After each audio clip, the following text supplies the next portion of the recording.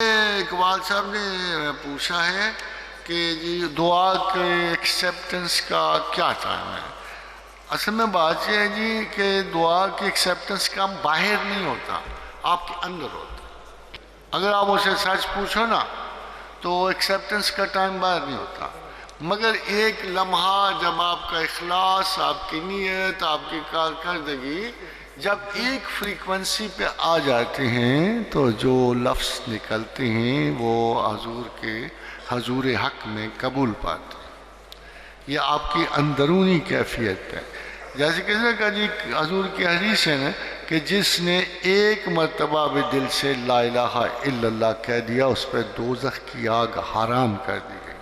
تو جب دل کسی ایسے سٹیٹس میں چلا جائے کہ جس میں آپ کی خواہشات دنیا سے گریزاں ہو جائیں، اور جب کسی کے حق میں انتہائی گہری محبت اور شعور سے آپ کے دل میں دعا پیدا ہو، اسے دیکھا آپ نے کہ اللہ کے رسول کی حدیث ہے کہ غیبت میں کی ہوئی کسی مسلمان کے حق میں دعا ہر صورت قبول ہو۔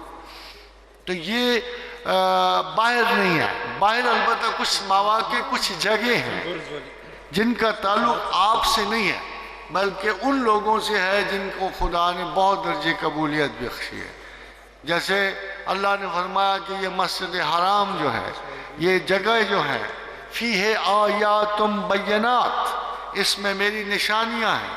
ہاں اگر آپ کعبہ پہنچ جاؤ اور اگر آپ اس زمین میں کئی آیات پاؤ گے ایسی جو آپ کو زمان و مکان کی دسترس سے بچا کر صحبت خدا و رسول میں لے جائیں گے، تو ہو سکتا ہے کہ آپ کا لمحہ محبت و انکسار اس عظمت کو پہنچے کہ زبان سے نکلتے ہی بتر سزا ہے مظلومہ کہ ہنگام دعا کردن عجابت از در حق بہر استقبال میں آئے۔ تو بعض اوقات اللہ انتظار کر رہا ہوتا ہے کہ اس کی زبان سے لفظ نکلے اور میں قبول کروں۔ اور یہ جو آپ کہتے ہیں ولایت کا کیا فرق ہوتا ہے؟ ولایت کا فرق پانیوں پہ نہیں ہوتا، ہواؤں میں اڑنے میں نہیں ہوتا، استجاب دعا میں ہوتا۔ کوئی ولی ہے جس کی ذرا مہینے بعد سنی جائے، ہماری 2-4 سال کے بعد سنی جائے گی، مگر کوئی ولی ایسا ہے کہ منہ سے نکلتے ہی عجابت اسے اچک لیتی ہے۔ وہی صاحب دعا ہے، وہی ولی وقت ہے، وہی قطب زمانہ۔